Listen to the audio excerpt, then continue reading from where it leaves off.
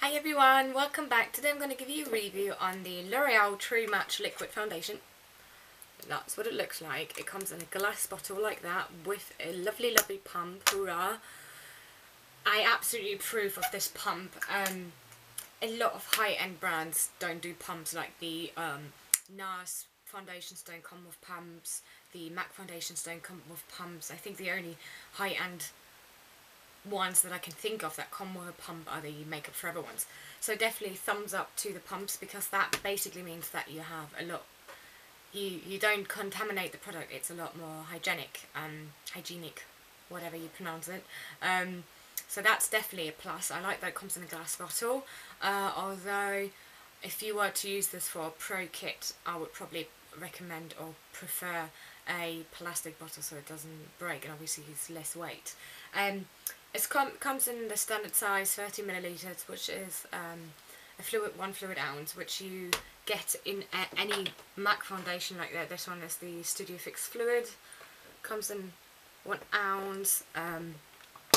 What else do we have that is 1 ounce? I think the Makeup Forever ones are actually 10. No, they are 1 ounce as well, even though the bottle is bigger. But yeah, so the standardized size, which I think is good, that you get that much product. I'm actually wearing this foundation right now, and I'm wearing it in Golden Ivory, which is their W1, which is their lightest warm shade. And warm basically means that I have like yellow and neutral undertones, which you can obviously see in the video. So they don't have that many shades. I think it goes from W or /C1 to 6, which obviously isn't a lot, considering that they call it True Match. I think definitely not enough selection, because there must be a lot of people that might not get a True Match.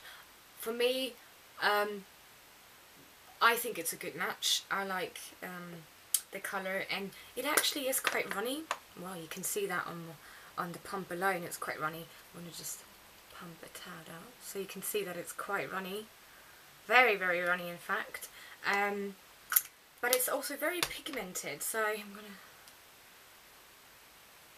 Which I find is quite surprising, actually, how pigmented it is. I mean, you can see how far a bit of product goes here.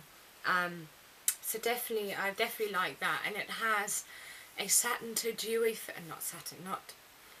it has a matte to satin finish, so not 100% dewy, which I quite like because I have oily skin, and if it was a foundation I had as a more satin, more dewy finish, I would just look like a shiny disco ball after an hour or two.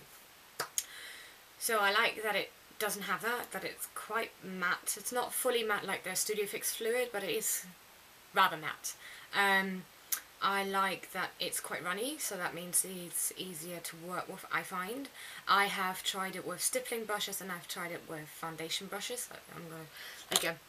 I haven't used this stippling brush, but that's basically what a stippling brush looks like, and you dab onto your face and then you start buffing it in. And I've used foundation brushes like this one. Obviously I've also tried the smaller version.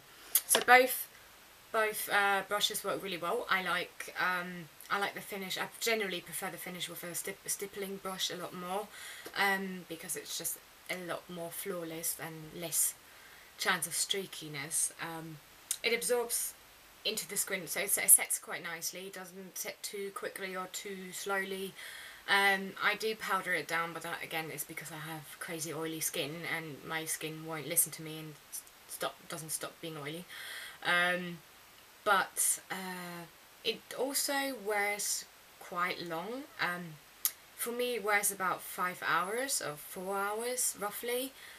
So normally when I have my first sort of break at work, my lunch break or whatever, that's when I normally have to blot, and when I see that there's patches that aren't as covered anymore.